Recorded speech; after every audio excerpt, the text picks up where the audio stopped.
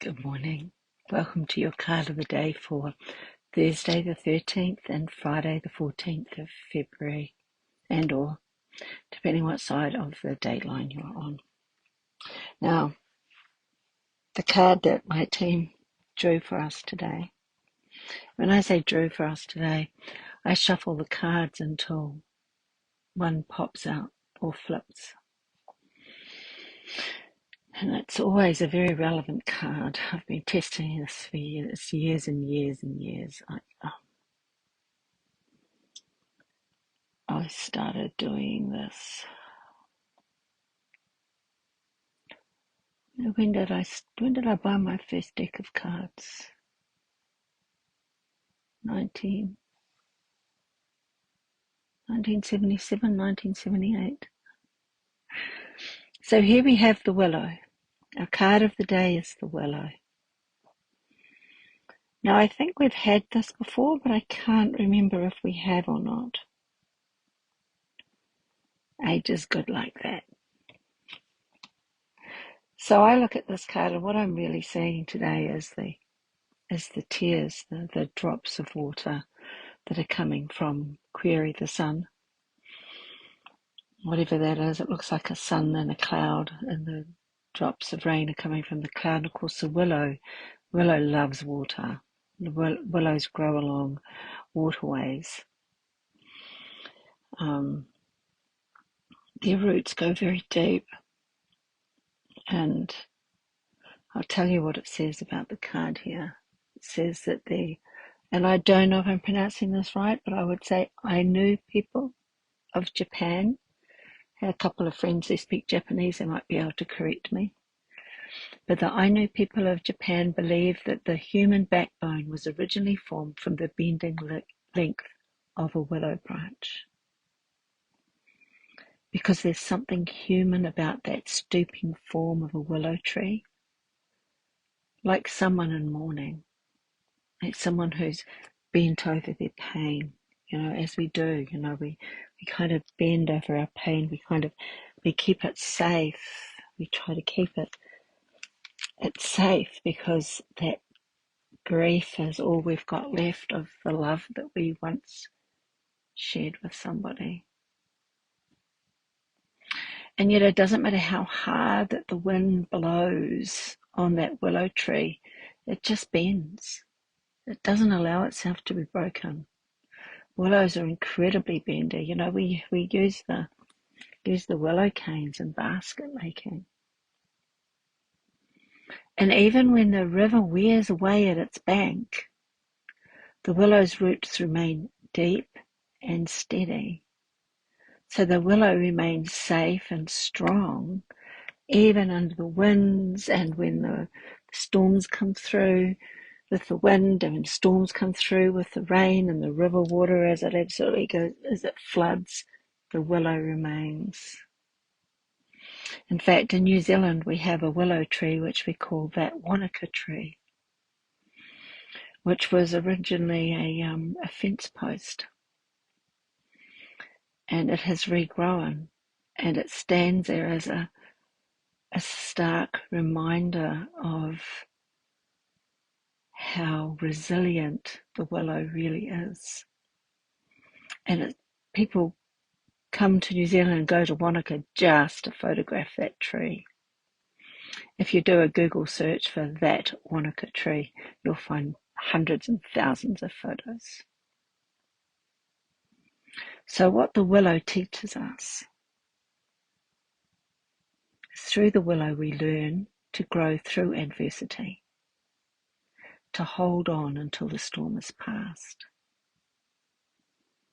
And when we're grieving, that's about the biggest adversity we're really going to face.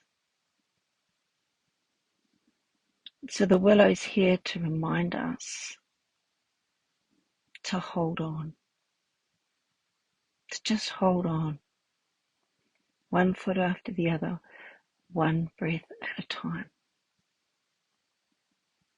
until the storm has passed. Because when the storm passes and the sun comes out again, you're still standing there rooted in your spot. and you can start to open again to the possibilities that are around you. But while the storm is blowing through, just be like the willow, bend with the wind, hold firm into your ground.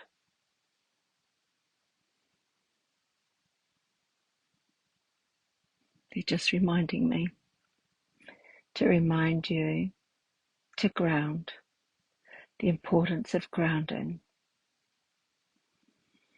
And this is the type of grounding, like grounding has two meanings now. It's the grounding where you actually go out and you ground with the earth. Now, if you're somewhere where there's snow on the ground and you can't go walk barefoot, you can go and you put your hand on a plant, a tree or something, hug a tree, be present with it.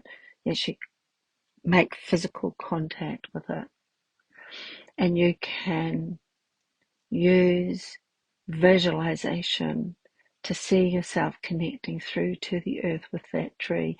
You can visualize its roots going down into the ground and how grounded it is. And you can ground yourself the same way. Envision your own roots going down into the ground and grounding you into the earth. And when you actually physically touch a tree, it exchanges ions with you that allows you to physically ground. It changes your electrical charge. So those are the two different types of grounding. There's the changing your electrical charge, and there's the grounding your spirit. And one's really called earthy and the other's called grounding, but it kind of gets a bit confused. Both are hugely beneficial. My team wants you to remember, they're wanting me to remind you that when we ground, if you can do it anywhere. You just imagine that you have your tailbone at the end of your spine. Imagine that it becomes a root, a taproot, and it goes down into the earth. You can send it as deep into the earth as you like, but you just then, when you do that, and as you take a deep breath in, into your belly, always into your belly,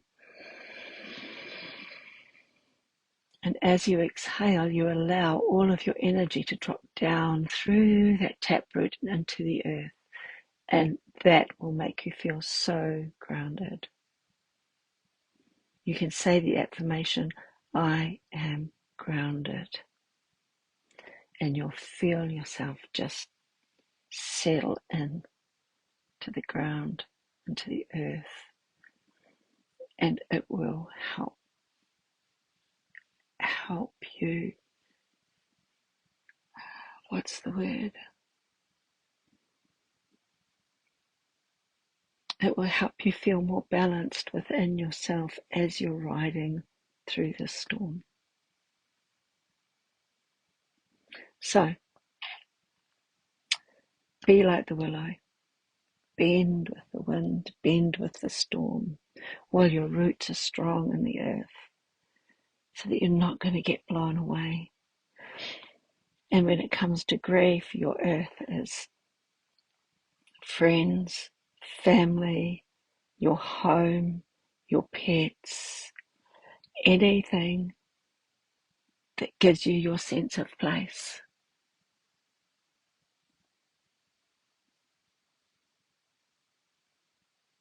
It can be people, it can be animals, it can be a garden.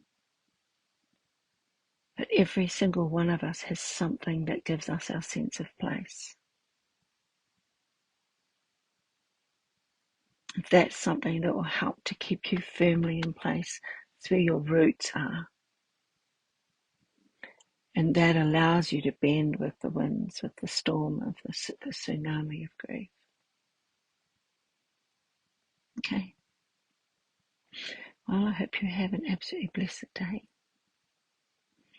I shall get myself off to get some sets because we're having a belated full moon healing meditation in 6.5 hours, so I better get some Zeds.